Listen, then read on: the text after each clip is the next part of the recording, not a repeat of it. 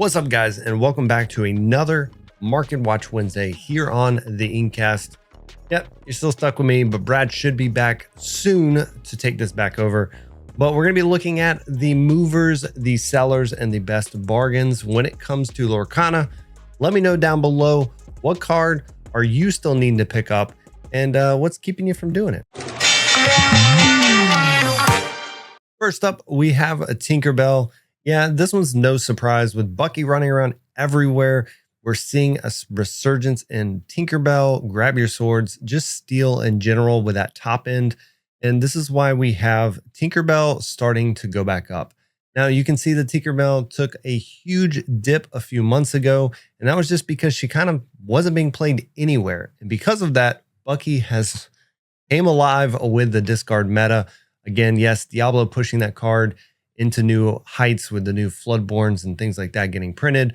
But this is why we're seeing Tinkerbell come back up. If you guys didn't see it, Spessy just took down a media event for the first Ursula's challenge. And again, we have those coming up this weekend, which is why this card is starting to see a rise, since we saw it in that deck. And we're seeing Blue Steel come back from R&B in his deck. So yeah, if you don't have your Tinkerbells, she's still going to be probably going up over the next few days into this month as we see more lists taking down championships with her in it. Next up is Mufasa. Now, Mufasa has been on the list. It's not been on the list. He kind of comes and goes.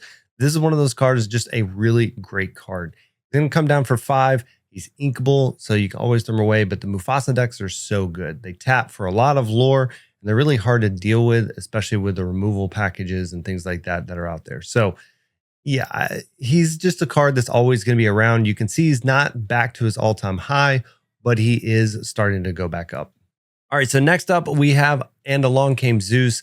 This is just one of those cards that's a staple. If you guys don't have it, it's one of the best removal spells.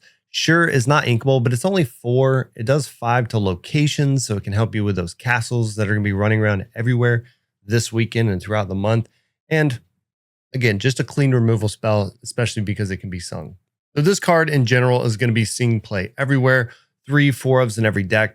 So it wouldn't surprise me if this card over time just keeps going up. It's just one of those efficient removal spells that I just don't see getting replaced anytime soon in the sets.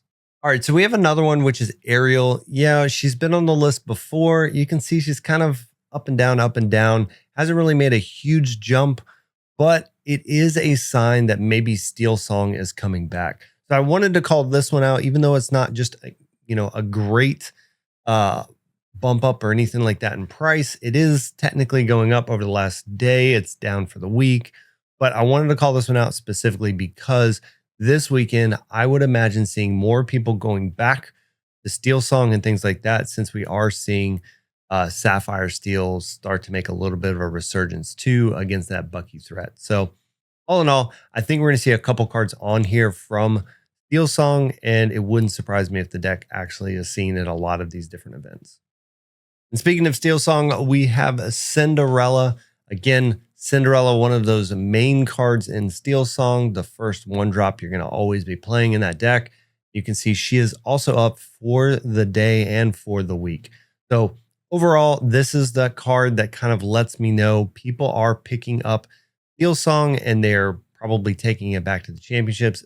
I imagine there's a lot of people out there that, had this deck in set 1, set 2, set 3, never really put it down. Maybe they don't get to the leagues a lot. They don't want to shift the deck. This is what they're comfortable with. So just be aware when we get into the weekend, when we get into this month in championships, you will see Steel Song by someone at your shop. And the fact that these cards are going up means people are starting to buy them a little bit.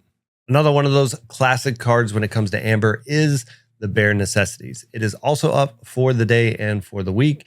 It's a great card. It's one of those cards that Steel Song or any of the Amber decks, like the Mufasa deck, we saw Mufasa a little bit earlier as well, is going to have. They're going to have a 3 of, a 4 of. Again, this card's not a card that's going to be a $10 card or anything like that, but you can see it starting to go up a little bit. So you may just want to keep an eye on it if you haven't already picked them up. And lastly is Piglet. And again, Piglet, part of that aggro-y deck that you have, whether you're going with Amethyst Amber aggro, whether you're going with the Mufasa deck. something like that. And even occasional Steel Song type decks run Piglet or a few Piglets in there. So just be aware. Aggro is another one of those decks that a lot of people haven't seen at the big tournaments in a little while.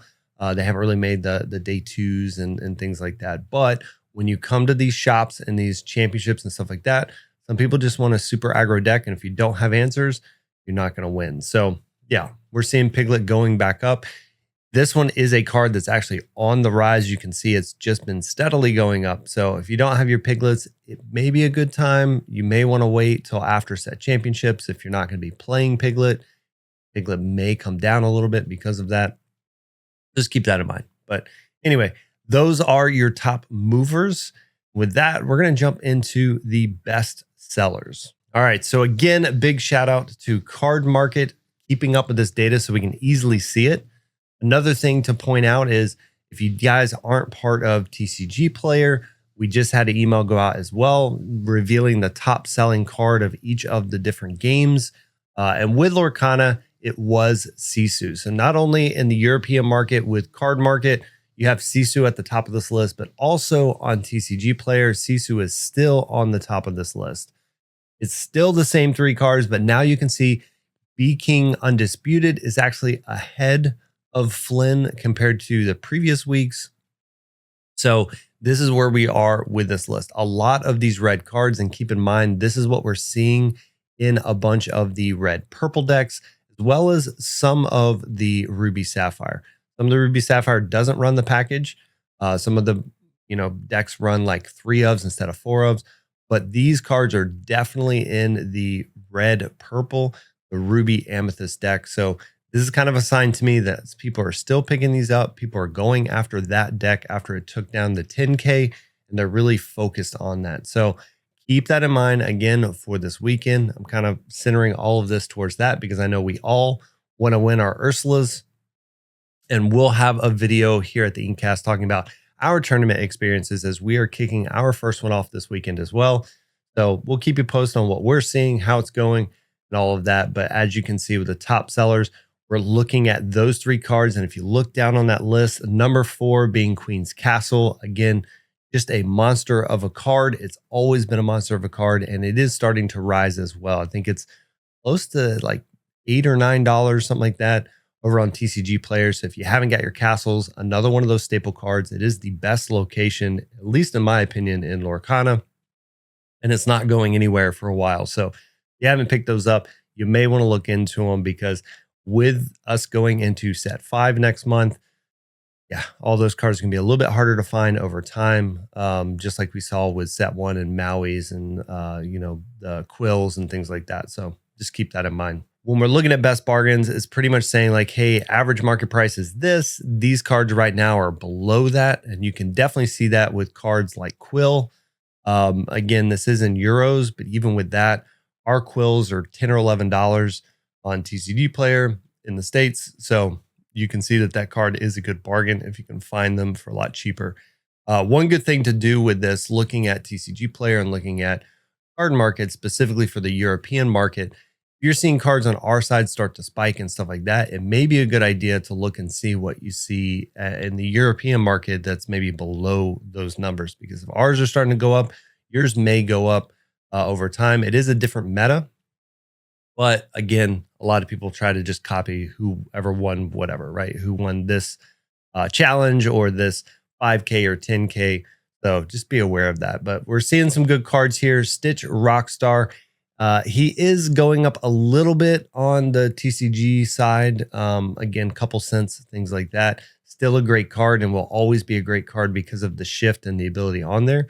So great bargain if you haven't got your Rockstars. Again, that's a card where I really don't see any reprints coming anytime soon on that card. So he will eventually start to kick up, especially when Amber makes its resurgence, maybe in the next set. Who knows? At this point, this set is where Amber has kind of been out of the picture. Everybody's focusing on all the other colors. A lot of the Amber cards have dropped. They're easy to pick up and things like that. So keep that in mind. As we see Steel Song pick back up, Mufasa decks pick back up, things like that, these Amber cards are going to start to go back up as well. Lastly, on this list, I don't know why Gantu's here. Sure, he's probably really cheap. He's the meme card, I guess, from set one, but it's on the list. So I don't know. I like the best bargains list that we have here because you can see a few cards you may just want to keep an eye on. But overall, I would just say these are some cards that if you don't have in your collection, you should probably look into, make a note, and see. All right, guys, and that is the top cards of this week here on the Market Watch with the InkCast. And one good thing will be at the end of this month, or as we get closer to the end of this month, the start of the next set, I'm going to be doing an update on those top 10 cards per color that you need. So keep an eye out for that. Like I said, it'll be in a couple weeks. I want to see what the challenges look like. I want to see what other cards pop up that we haven't already talked about in those last set of videos. We'll do an update on that, whether we do just one update with every card in it, or if we break it down like we did with the different colors. But yeah, it's going to be fun on the channel. And if you haven't already done it, guys, make sure you subscribe to the channel. You like the video, you leave a comment. Again, let me know what cards are you still waiting to pick up, maybe why you're still waiting to pick them up. And yeah, I'm excited. Set 5's right around the corner. Set championships are going on this weekend. So good luck to everybody. And keep checking in with the channel with all the updates. Till next time, I'll take it easy.